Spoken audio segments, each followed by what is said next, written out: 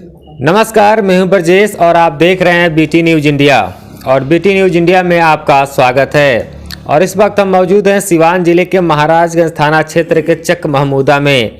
आपको बता दें कि बीते 21 दिसंबर को जिस घर में चोरों ने देर रात तांडव मचाया था और कितने लाख की संपत्ति की चोरी की थी, क्या क्या सामान चोरी हुआ था, बीटी न्यूज इंडिया खास तौर पे एक एक चीज़ को आपके समक्ष रखा था।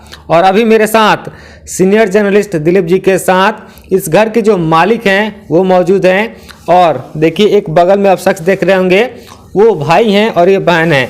एक्चुअली घर इनका है। अभी भाई आए थे इसके पहले, अभी बहन आ गई हैं। अब कोई भी इस तरह की घटना घटेगी किसी घर पे तो आना तो स्वाभाविक है। सबसे पहले हम मैडम से जानना चाहेंगे, मैडम आपको कब पता चला कि आपके घर में चोरी हो गया है? नमस्ते सर, हमारा घर में पता लगा कि सुबह 21 तारीख को 6 बजे फ़ोन गया था यहाँ से कि तुम्हारा घर में चोरी हो गया है। फिर हम अपना भाई के फ़ोन करे कि तुम जल्दी मेरे घर पर जाओ, चोरी हो गया है। फिर हम गाड़ी ट्रेन धर लिया, वहाँ से भाई भौजाई यहाँ पर आए। सब भाई भौजाई से बताए कि इतना इतना हमारा सामान है। 50-60 तो साड़ी था, 50 नगद रुपया था। गहना हमारा सोना के पानथन था, 2 चांदी के था। अपना बहन बेटी खातिर रखे थे, भगनी खातिर रखे थे कि हमरा अगला महीना में आना है, बेटी के सगाई करना है सर। तो आप लोग यही करना है कि हमारा माने कैसे इसका निभाव होगा आप लोग। अच्छा, आप बताइए कि आप पुलिस में कंप्लेन की हैं, प्राथमिकी दर्ज की, FIR की हैं? हाँ जी, किए हैं। पुलिस की तरफ से क्या आपको आश्वासन मिला है? समय मिला है कि मैंने हम लोग के हम उपाय कर रहा है, पकड़ रहा है। हाँ। तो चलिए सीधा हम दिलीप जी से इस पर जानेंगे प्रतिक्रिया। दिलीप जी, हम आपसे जानना चाहेंगे, 2 दिन नहीं, इसको हम 21 तारीख को घटना हुई है जी। आज कितने तारीख हो गए? 23 तारीख, यानी 2 दिन मिनिमम हो गए। 2 दिन में पुलिस के हाथ अभी तक खाली। दिलीप जी क्या कुछ कहेंगे इस पे? देखिए, इसमें एक चीज़ स्पष्ट कर दें कि इनके आवेदन के आधार पर पुलिस 356 प्राथमिकी संख्या दर्ज कर ली है। घटना 21 तारीख की है, यानी 20 तारीख के रात और 21 तारीख को सुबह में इनको पता चला है। 20 तारीख की रात की यह घटना है। और जहां घर इनका मौजूद है, अभी जहां हम लोग बैठे हैं, जहां घर है, सीधा इसके सामने से सीवान पैगम्बरपुर पथ गुजरता है।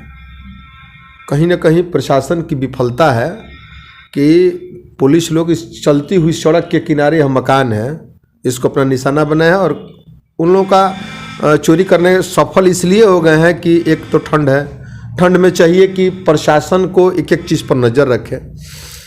और कुल मिला जुला करके वो लोग मौका अच्छा पाया है और सामने का मेन गेट का ताला तोड़ करके अंदर प्रवेश किया है। फिर अलग अलग रूम में, अब कोई तो है नहीं अगल बगल में, संयोग से अब पूरे घर को लोग लूटपाट किया है। रात को चोरी करके आराम से निकल गया। पहले तो उधर पीछे के दरवाजे से प्रवेश करना चाहे, ऊपर से प्रवेश करना चाहे, सबका निशान मौजूद है।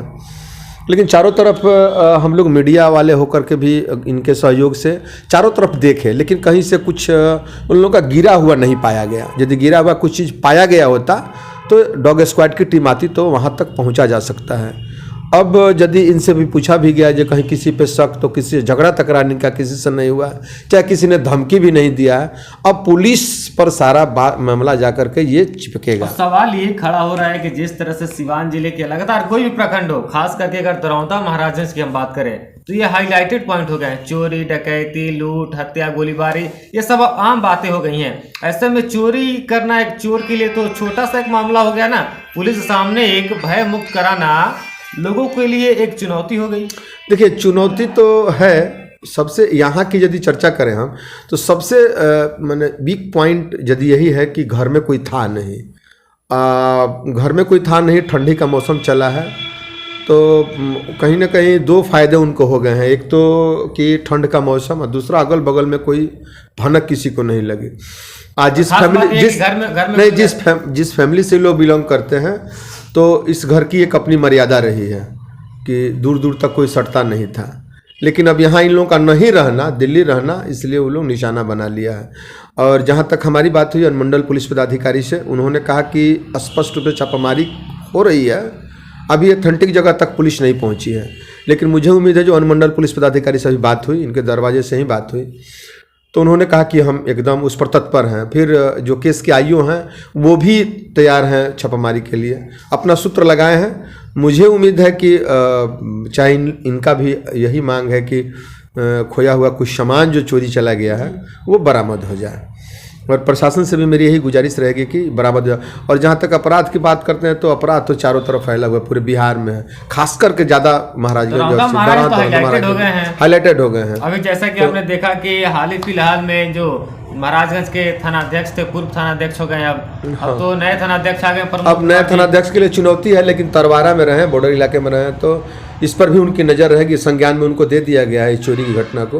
तो हम मुझे उम्मीद है कि 1-2 दिन में इसका निदान कहीं ना कहीं निकलेगा। तो देखिए, ये दिलीप जी थे, सीनियर जर्नलिस्ट जी को आप सुन रहे थे, ये लगातार ये विश्लेषण कर रहे थे। बहरहाल आपको बता दें कि महाराजगंज के जो थानाध्यक्ष थे पूर्व में रणधीर जी, उनका अब यहाँ से स्थानांतरण हो गया है और नए थानाध्यक्ष के रूप में प्रमोद कुमार सिंह ने कार्यभार संभाल लिया। बहरहाल महाराजगंज के लोगों को भय मुक्त बनाना कहीं ना कहीं पुलिस के सामने एक चुनौती होगी। लेकिन जिस तरह से 21 दिसंबर की रात जो घटना इस घर में घटी है, चोरों के द्वारा घटाई गई है, चोरी की गई है, उससे ये पूरा परिवार स्तब्ध है। हालांकि इस परिवार का मांग है कि जो भी प्रशासनिक अधिकारी हैं जल्द से जल्द उनको न्याय दें। बहरहाल बने रहिए मेरे साथ, देखते रहिए BT न्यूज़ इंडिया।